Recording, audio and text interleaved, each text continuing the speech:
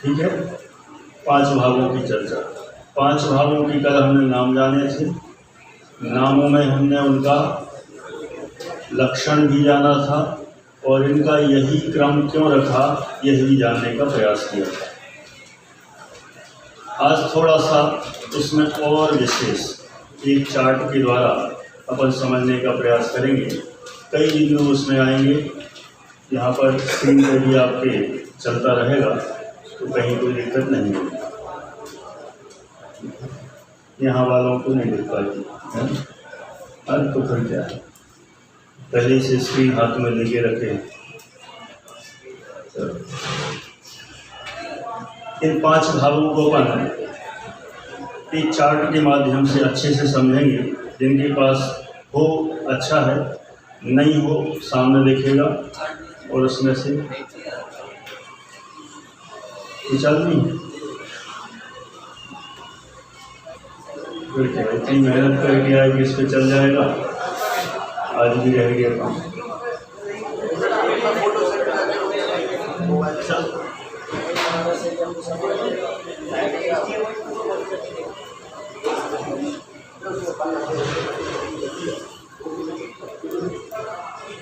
शुरू करते हैं।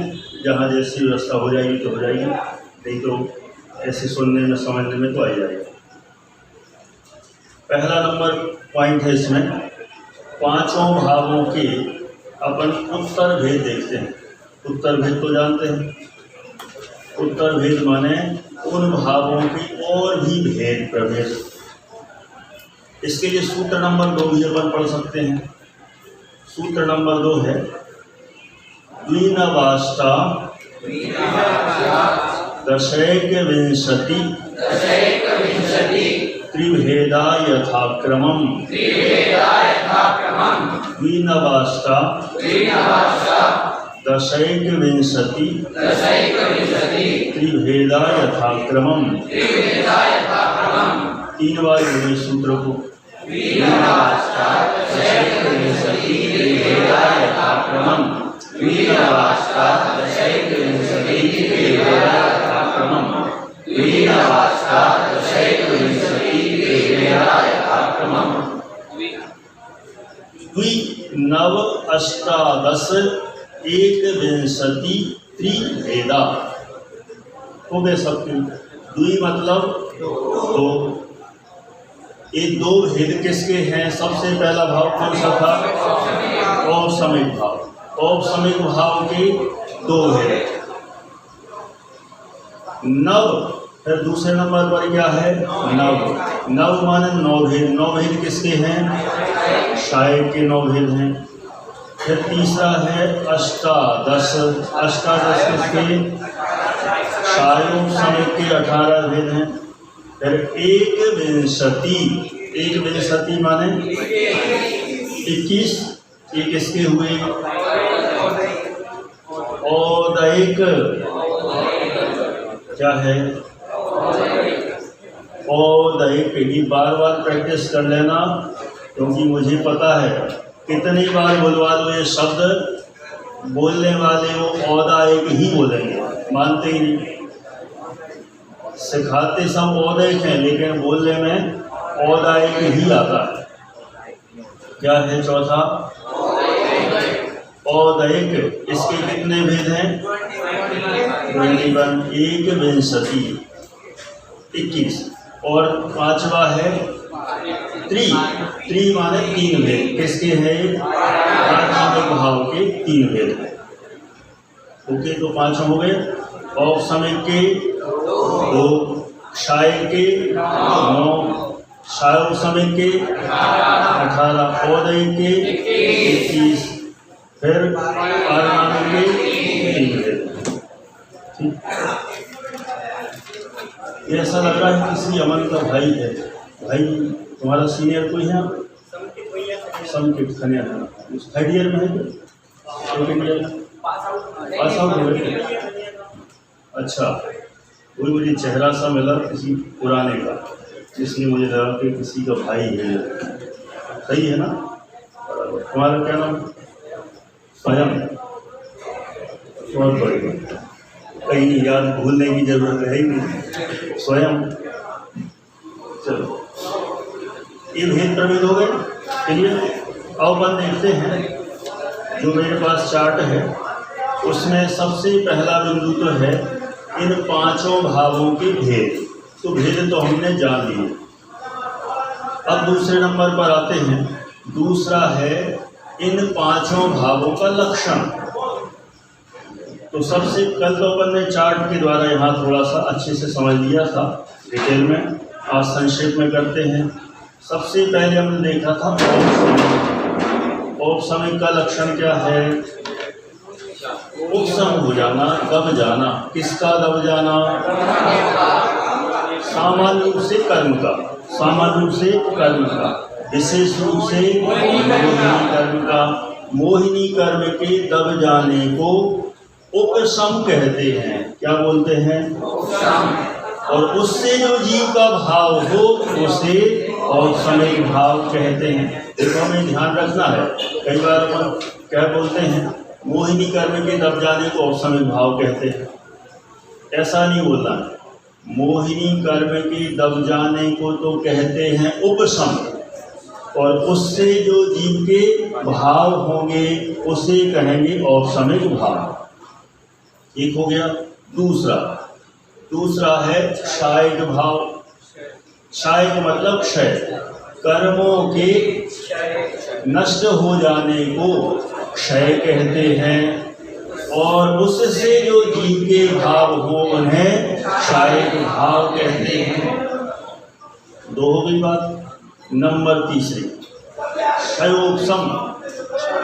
तीसरा वास्तव में क्षयोपशमिक। पूरा सही नाम तो क्या है? क्षयोपशमिक। इसमें कितनी कंडीशन बनेगी? 3। क्षय, उपशम और क्षय कब का लेना? वर्तमान का क्षय। लेकिन क्षय का मतलब यहाँ क्या लेना है? उदय में नहीं आना वो क्षय है ना, नष्ट होना ये क्षय नहीं लेना है। उदय में नहीं आना ये क्षय है। दूसरे नंबर पर है उपशम। उपशम कब का लेना? का। जो भविष्य में उदय में नहीं आएगा उसे कहते हैं उपशम। और तीसरे नंबर पर है उदय। उदय कहाँ का लेना? वर्तमान का। वर्तमान में उदय। ये तीनों कंडीशन जहाँ बनती हैं उसे कहते हैं कर्म का क्षयोपशम। कर्म का क्षयोपशम। और उससे जो जीव के भाव होते हैं उसे क्षयोपशमिक भाव कहते हैं। कठिन लगे या समझ में नहीं आए तुरंत पूछना, संकोच नहीं करना। ये भी नहीं सोचना कि हम पूछेंगे तो अज्ञानी बन जाएंगे। पूछने वाला अज्ञानी नहीं होता, पूछने वाला समझदार होता है। इससे सिद्ध होता है कि वह समझने की कोशिश कर रहा है। जो नहीं पूछते, देखो शुरू में आ गया प्रश्न। जो उपशम होता है उस समय वो कर्म तब जाता है वर्तमान में, उदय भावी क्षय में, तो वो कर्म बाद में उदय में आता है क्या फिर? हाँ, इनका प्रश्न है जो पहले नंबर था ना क्षय, उदय में नहीं आना उसका नाम क्षय। तो इनका कहना है बाद में उदय में आता है क्या? कभी बाद में क्या, उसी समय उदय में आ रहा है, लेकिन वो चेंज होके उदय में आ रहा है। ठीक है, ये आपको जब बड़े स्थान पढ़ाएंगे तब उस समय पूरा बताएंगे कैसे उदय में आ रहा है। ये जो अभी पिछले शिविर में बताया था ना, तो बस फिर आप सबको बात ही होगा। जो वरिष्ठ के बैठते थे, कितने बैठते थे उसमें? सब। गजब, तो तुम लोगों को समझ में आ जाएगा। जो हाथ नहीं उठा रहे उनको दिक्कत आएगी। जो उदय में नहीं आना जो क्षय है ना, ध्यान है उस शिविर में जब बताया था किसका उदय में नहीं आना? सर्वघाती स्पर्धकों का। बहुत बढ़िया। तो सर्वघाती स्पर्धकों का वर्तमान में उदय में नहीं आ रहा है सर्वघाती रूप से, लेकिन वे देशघाती में बदल के वर्तमान में उदय में आ रहे हैं। ठीक है, जिनको ख्याल में नहीं आए छोड़ दो, कोई ज़रूरत भी नहीं अभी। ये फर्स्ट ईयर का कोर्स है, ये वरिष्ठ ने बता दिया, जिसको आ जाए तो अच्छा है, नहीं आए तो अगले साल तो चल रहे हैं। क्षयोपशम हो गया किसका? कर्मों का, उससे जो जीव के भाव हुए वे क्षयोपशमिक भाव। फिर है चौथा उदय। उदय मतलब होता है फल देना। उदय का मतलब है फल देना। कर्म जब हमें फल देते हैं उसको कहते हैं उदय। उदय किसका होगा? कर्मों का, और उससे जो जीव के भाव होंगे उन्हें और एक भाव कहेंगे। कौन से भाव? और एक भाव कहेंगे। 4 हो गए। और 5वां लिया था पारिणामिक भाव। किसे कहते हैं पारिणामिक भाव? देखो, पारिणामिक में है एक शब्द परिणाम। परिणाम, परिणाम का अर्थ होता है स्वभाव। परिणाम का अर्थ है स्वभाव, जीव का अपना स्वभाव। ऐसा स्वभाव जिसमें सरल भाषा में कहें, ऐसा स्वभाव जो कर्मों से निरपेक्ष हो। किससे निरपेक्ष हो? कर्म से निरपेक्ष हो। कर्म से निरपेक्ष हो का मतलब जिसमें कर्म का उपशम नहीं लगता, कर्म का क्षय नहीं, क्षयोपशम नहीं, उदय नहीं, ये चारों ही चीज़ों से जो निरपेक्ष हो, रहित हो, भिन्न हो, ऐसे परिणाम को, ऐसे स्वभाव को पारिणामिक भाव कहते हैं। ठीक है, अथवा इसको ऐसा कहें, कर्म से निरपेक्ष भाव को कहते हैं स्वभाव। क्या कहते हैं? कर्म से निरपेक्ष भाव को स्वभाव अथवा परिणाम, और उस परिणाम से युक्त जो जीव का भाव है उसे पारिणामिक भाव कहते हैं। ये हो गया लक्षण।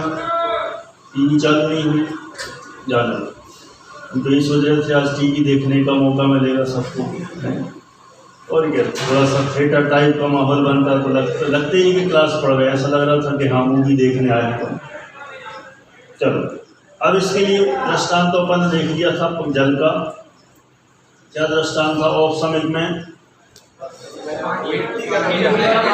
जल में मिट्टी का दब जाना, एक औपसमिक के लिए लिया था। और मिट्टी का पूरी तरह जल से निकल जाना, इससे क्षय भाव। जल में मिट्टी कुछ तो दबी हुई हो, कुछ ऊपर की ओर आई हो, उसको क्षयोपशमिक।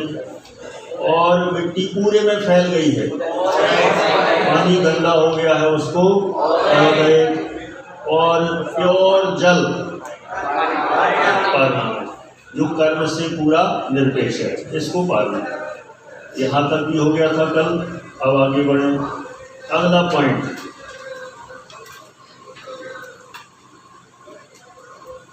औपसमिक भाव दिया था, उसमें अपन अगले बिंदु को जानते हैं, नया है, कल नहीं हुआ था ये। औपसमिक भाव जो होता है, अपन ने देखा था किसमें, कौन से कर्म के निमित्त से होता है? मोहिनी कर्म के। और मोहिनी कर्म जीव के कौन से गुणों को प्रभावित करता है? किसी को पता है? जीव के श्रद्धा और चारित्र्य। मोहिनी कर्म होगा तो जीव के श्रद्धा गुण को डिस्टर्ब करेगा, अशुद्ध करेगा, मलिन करेगा, और चारित्र्य गुण को भी मलिन करता है। कौन? मोहिनी कर्म। जब औपसमिक भाव होगा तो जीव के श्रद्धा और चारित्र्य गुण निर्मल हो जाते हैं। क्या होगी? जीव के श्रद्धा और चारित्र्य गुण निर्मल हो जाएंगे। मोहिनी कर्म दबेगा तो श्रद्धा और चारित्र्य गुण निर्मल हो जाएंगे। क्षायक में क्या होगा? मात्र मोहिनी ही नहीं जाएगा, और भी कर्म जो जीव के गुणों में अशुद्धता उत्पन्न करते हैं वे कर्म चले जाते हैं। उससे जीव पूर्ण निर्मल हो जाता है।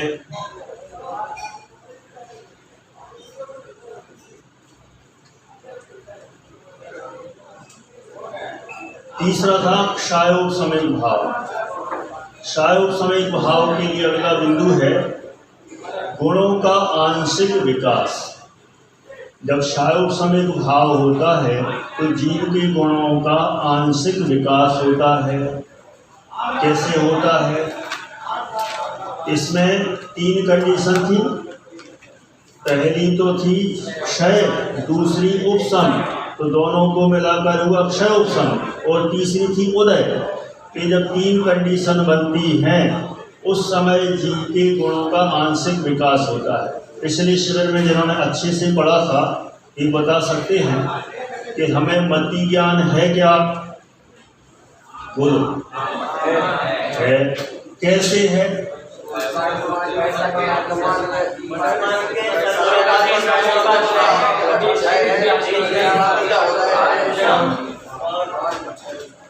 3 कंडीशन। वर्तमान में सर्वघाती का वलयाभावी क्षय, भविष्य में योनि का सर्वस्नान उपशम है, और देशघाती स्पर्धकों का वर्तमान में उदय। इस कारण से हमें मति ज्ञान है, माने हमें ज्ञान का अंश अभी कुछ प्रकट हो रहा है। एक किसकी देन है? क्षायोपशमिक की देन है। चौथे नंबर पर है औदैक। औदैक भाव। इसके कारण से जीव का विभाव रूप परिणमन होता है। कैसा परिणमन होता है? विभाव रूप परिणमन होता है। विपरीत रूप परिणमन होता है, स्वभाव रूप परिणमन नहीं होता। ये औदैक भाव का कार्य है।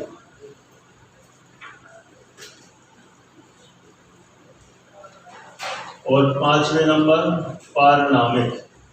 पारिणामिक में जीव स्वाभाविक रूप ही परिणमन करता है, यह विभाव रूप होता ही नहीं। कभी भी विभाव रूप परिणमन नहीं करता।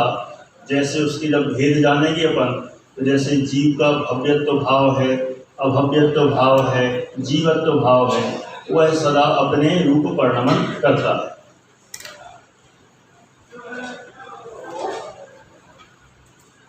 अगला बिंदु है, अब इसमें हमें हे उपाधि देखना है 5 भावों में।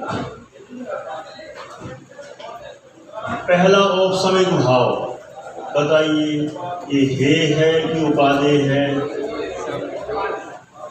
बोलो। कोई हे बोल रहा है, कोई उपाधि बोल रहा है। तीसरा आंसर आया एक देश उपाधि है। 3 आंसर हो गए। ये स्यात लगा रहे हैं। कथनचित उपाधि है और कथनचित हे है। देखो 4 आंसर आ रहे हैं। कौन सा वाला फाइनल करें? एक देश वाला करें। होने को तो सभी विवक्षाएं लग सकती हैं, गहराई में जाओ तो सब लग जाएगा, लेकिन अपन सब न लगा के एकदम सरल भाषा में कहें, औपशमिक भाव एक देश उपादेय है। सरल भाषा में जब आपका जैसा जैसा स्टैंडर्ड बढ़ेगा, 2nd ईयर 3rd ईयर तक पहुंचेंगे, तो थोड़ा सा और उसमें विशेषता से गहराई में जाएंगे। तो एक देश उपादेय। क्षायक भाव कैसा उपादेय? उपादेय है ना? कैसा उपादेय? ये सामान्य उपादेय, ये परम उपादेय, पूर्ण उपादेय है ना? पूर्णतः उपादेय कहो, है ना? औपशमिक भाव एक देश उपादेय और क्षायक भाव तो पूर्ण उपादेय, क्योंकि क्षायक भाव प्रकट होगा तो फिर मोक्ष होनी है गारंटी से। परम उपादेय भी कह सकते हैं।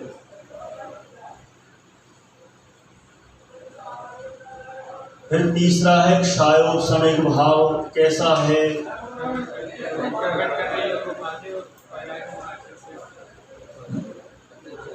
क्षायोपशमिक भाव भी एक देश उपादेय।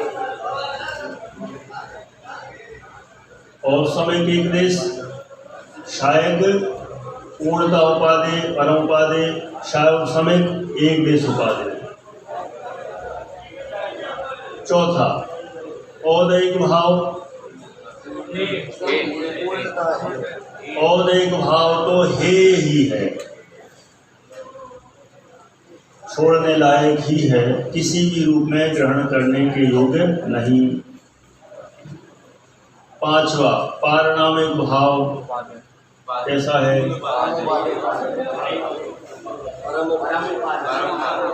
तो परम उपाधि बोल रहे हैं, फिर शायद भाव को भी परम उपाधि का, दोनों में क्या अंतर है? ठीक है, पहले अपन ऐसा करते हैं, इसको पक्का कर लेते, फिर दोनों का आंसर बताना। शायद भाव भी परम उपाधि था और पारणामिक भाव भी परम उपाधि है, लेकिन प्रश्न है शायद भाव भी परम उपाधि, पारणामिक भाव भी परम उपाधि, दोनों के परम उपाधि में क्या अंतर है? बोलिए। पारणामिक भाव है वह पहले से उपाधि था और शायद भाव उसके उपाधि से प्राप्त है, सिर्फ परम उपाधि। चलो थोड़ा इन्होंने बताने की कोशिश की, थोड़ा और चाहिए, बोलिए। सहायक भाव तो बाद में ग्रहण करेंगे, पहले अपने पास नहीं है, लेकिन पारिणामिक भाव तो पहले से अपने पास नहीं था, तो वो परम उपाधि। चलो और कोई? पारिणामिक भाव वाले जीव संसारी भी होते हैं, लेकिन शायक वाले जीव संसारी नहीं होते, तो वो इसलिए परम उपाधि हुआ। बोलिए।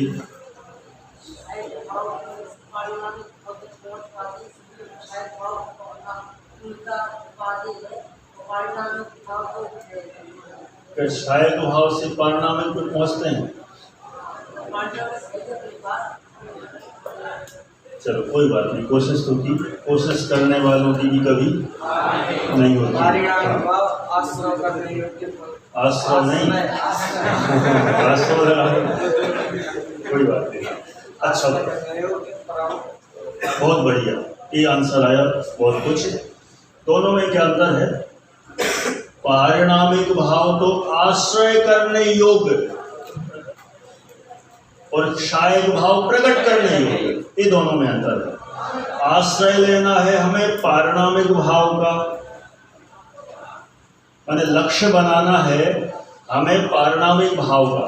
पारिणामिक भाव का लक्ष्य करेंगे, आप उसका आश्रय लेंगे तो हमें बाद में शायद भाव प्रकट होगा।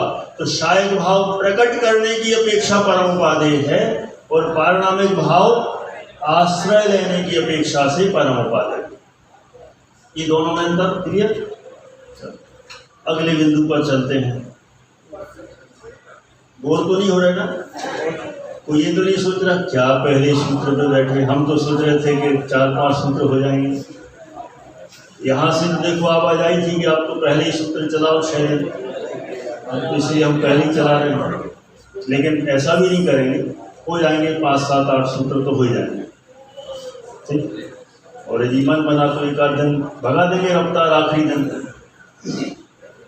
लेकिन पूरा ये दूसरे अध्याय का असली समझने योग्य विषय कठिन कहें और जो वास्तव में गहरा है, शुरू के 7-8 सूत्र ही हैं, बाद के तो बहुत सरल है, पढ़ते चले जाओ, अर्थ करना ज़्यादा नहीं है कठिन। इतना समझ में आ गया तो फिर तो बहुत इजी है, इसलिए अब आगे बढ़ते हैं।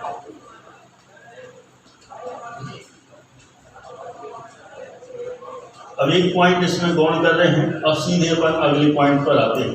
ये चार्ट यहाँ होता तो और ज़्यादा बढ़िया था, नहीं है, इसलिए अपन एक पॉइंट पर स्किप करके आगे बढ़ते हैं। अब इसमें देखते हैं औपसमिक भाव में जीवों की संख्या कितनी है। औपसमिक भाव में जीवों की संख्या कितनी है?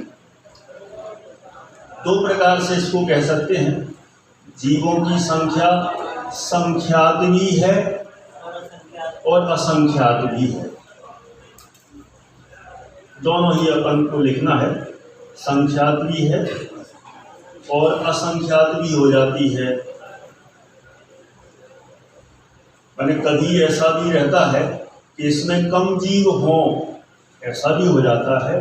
और कभी जीवों की वृद्धि भी हो जाए, बढ़ जाए, तो औपसमिक भाव वाले जीव असंख्यात भी हो जाते हैं।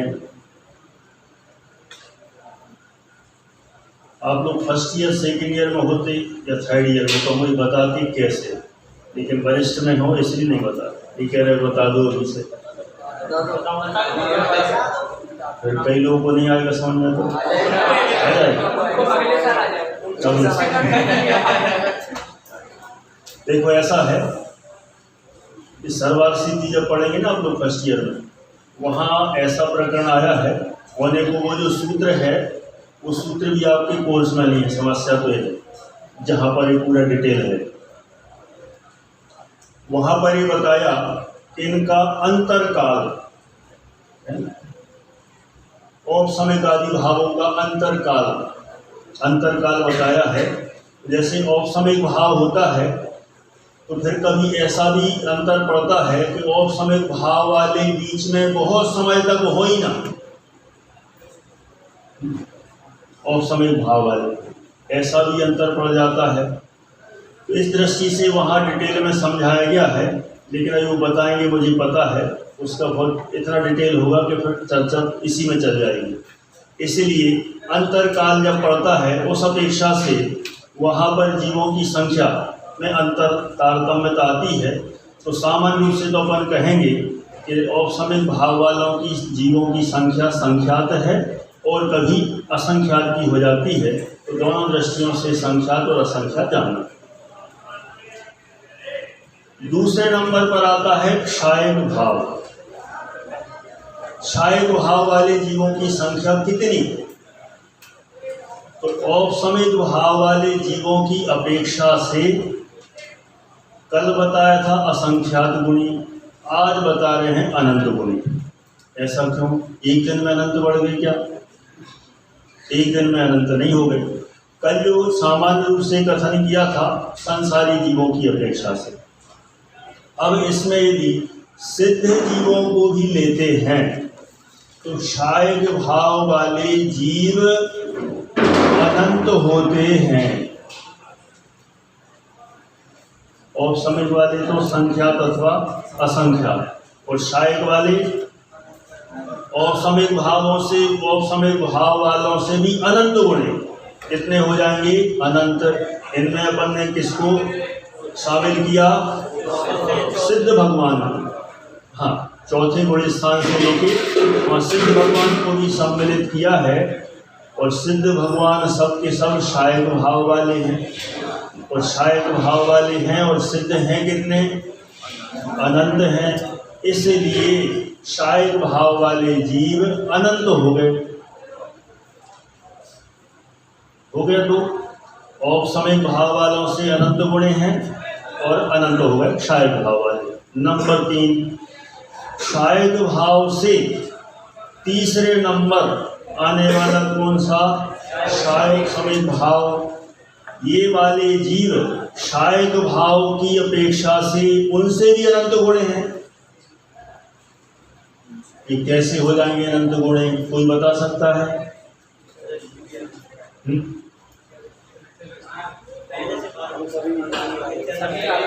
समीक्षा दृष्टि सब आ गए, निगोदिया भी आ जाएंगे। वहां तो सिद्ध ही थे, सिद्ध कितने हैं? अनंत हैं। और इधर तो इधर वाले में, क्षायक समिक वाले में तो पूरे संसारी हैं, निगोदिया भी हैं, तो ये और अनंत गुणे हो जाएंगे। इस अपेक्षा से क्षायक भाव वाले जीवों से क्षायोप समिक भाव वाले भी अनंत गुणे हैं।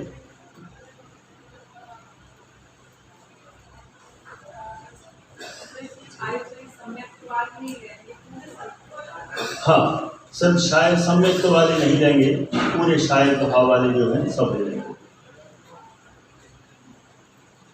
नेक्स्ट है औदैहिक भाव। औदैहिक भाव वाले, इनका क्या होगा? ये भी अनंत ही हैं, लेकिन क्षायोप समिक वालों से कुछ अधिक है। कुछ अधिक लगाना, क्यों लगाना?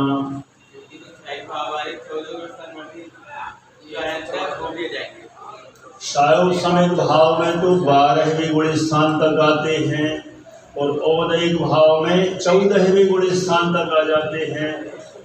2 गुण स्थान और बढ़ गए ना, इसलिए।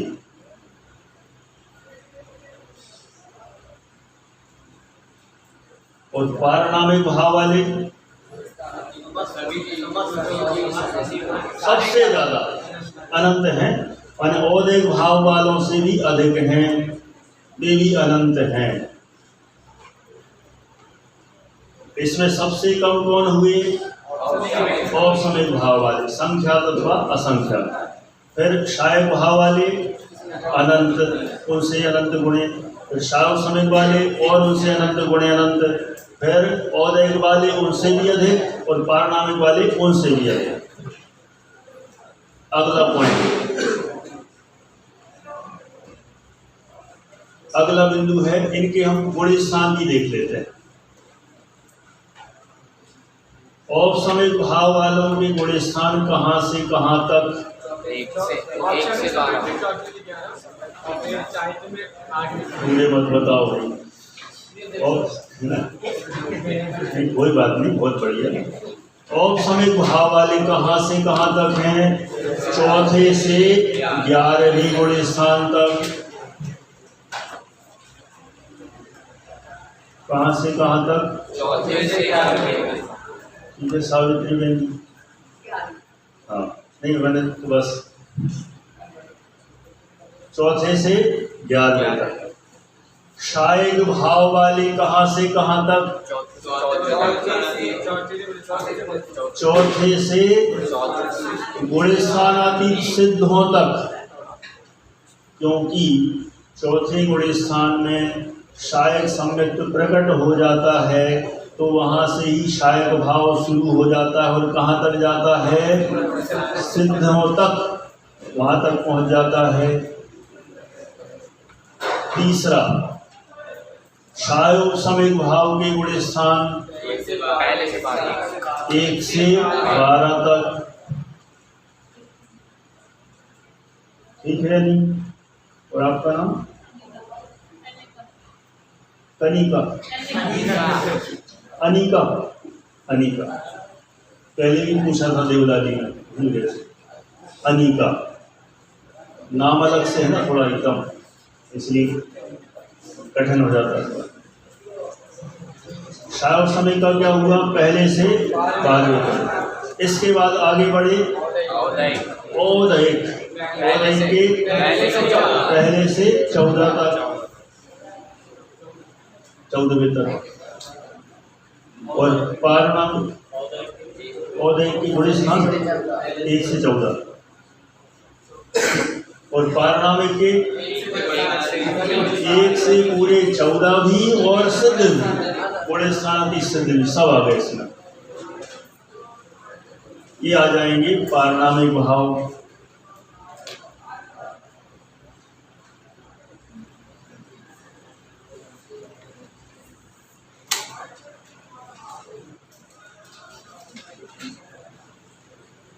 एक पॉइंट इसमें छूट गया था, लास्ट में लिख लो, कोई बात नहीं। औपसमिक भाव किस कर्म के निमित्त से होता है? मोहिनी के। ओके, मोहिनी, कितना तो देखा। दूसरा है क्षायक भाव, किस कर्म के निमित्त से? 8 सामान्य रूप से 8 भी कह देते हैं, लेकिन विशेष रूप से 4 घातिया, 4 घातिया कर्मों के क्षय होने से क्षायक भाव,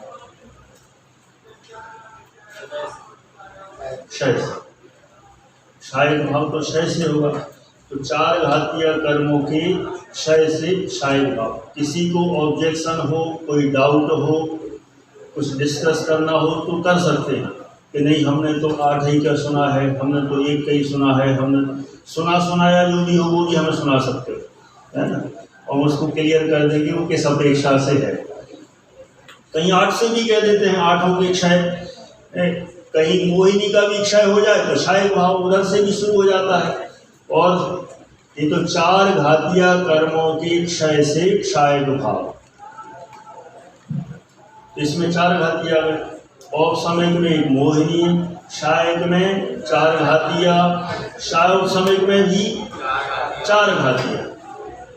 क्षयोपसमयिक 4 घातियों में ही होता है और किसी में नहीं।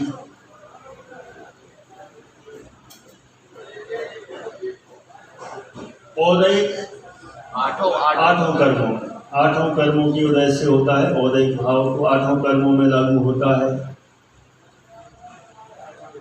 और पारिणामिक कर्म निरपेक्ष है, उसमें कर्म की कोई अपेक्षा ही नहीं है। इस तरह से इन बिंदुओं के आधार से हम इन 5 भावों को अच्छे से समझ सकते हैं। क्लियर? अब पूछ लें। ये कह रहे हमें पूछने दो, पहले पूछ लो, तुम पूछ लो। भाव में 4 घातियों का 6 उपसम और उदय। 4 घातियों में 4 घातियों का 6। हाँ, क्षयोपसमयिक जब भी होगा तो 4 घातियों में जब घटित करेंगे क्षयोपसम, तो वहाँ पर क्षय, उपसम और उदय ये तीनों ही कंडीशन लगेंगी। चलो आप लोग ही पूछ लो पहले, यदि हमें समय मिलेगा तो पूछेंगे, नहीं मिलेगा तो जाएंगे। बोलिए। छद्मस्थ किस किस भाव में आएंगे? प्रश्न है, इनका प्रश्न है छद्मस्थ के कौन कौन से भाव होते हैं। ठीक, कौन कौन से भाव हो सकते हैं? पहला, सोच रहे हो, जल्दी बोलो। पहला औपसमयिक, दूसरा क्षयोपसमयिक, दूसरा क्षय, तीसरा क्षयोपसमयिक, चौथा और 5वां। 5 ही हो सकते हैं। छद्मस्थों के 5 ही भाव हो सकते हैं। अच्छा, चलो इसी में मैं पूछता हूँ, अपने कितने हैं? फिर मैं सबके अलग अलग पूछूंगा, है ना, जो जो ऊपर बैठे हैं। बता पाओगे कोई? चेहरा देख के, है ना। सावित्री बहन जी बैठी हैं, ये भी बहुत ज्ञानी है, करणानी योग का अच्छा और ये सब जानती, बहुत अभ्यास है।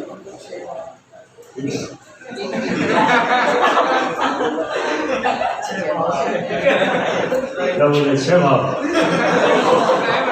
नहीं।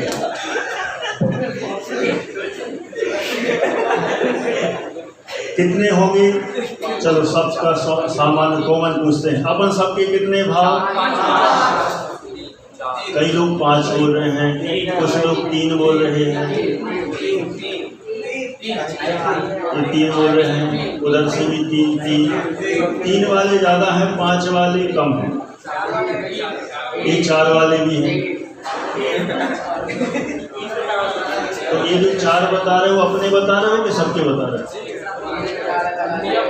अच्छा, इनकी कोई बात नहीं, सबकी अपनी अपनी इच्छा। हमारे जैसे जूम पर एक स्रोत आते हैं, जो डेली क्लास चलती है ना, अभी 24 ठाणा की चलती है, उस पर एक स्रोत आते हैं, उनसे मैं बोलता हूँ, मैं सामान्य रूप से ऐसे ही बोलता हूँ कि अपना सबका अपन तो अनादि से माने अज्ञानी है, अपना तो पहला गुण स्थान है। तुरंत ऑब्जेक्शन लेती है, क्या बोलती हैं? मेरा तो था, आपने ऐसा कैसे कहा कि पहला है? खतरनाक। इसलिए फिर मैं सोच समझ के बोलता हूँ कि बोलना के नहीं बोलना। अब अपना अपना सबका, जैसे ही बोल रहे हैं कि 4 हैं, कई लोग बोल रहे हैं कि 3 हैं, कोई 5 भी बोल रहा है, तो अपन सिद्ध कर लेते हैं कैसे? औपसमयिक भाव तो ज्ञानी के ही हो सकता है। अब बताओ यहाँ कौन है?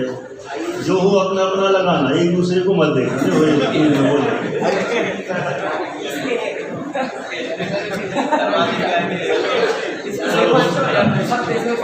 लेकिन कठिन है भाई, ऐसा नहीं। क्षयोपसमयिक भाव, सुनो आगे, क्षयोपसमयिक भाव अंतर्मुहूर्त के लिए होता है और वो भी होना कठिन है। ठीक है, ऐसा हो कि गया हो, है ना, इसलिए वो छोड़ दो। औपसमयिक भाव भी मुश्किल है। दूसरा नंबर क्षायक भाव। क्षायक तो अभी यहाँ जितने बैठे हैं गारंटी से उनमें से किसी का नहीं। ठीक है, तो गारंटी सबके लिए।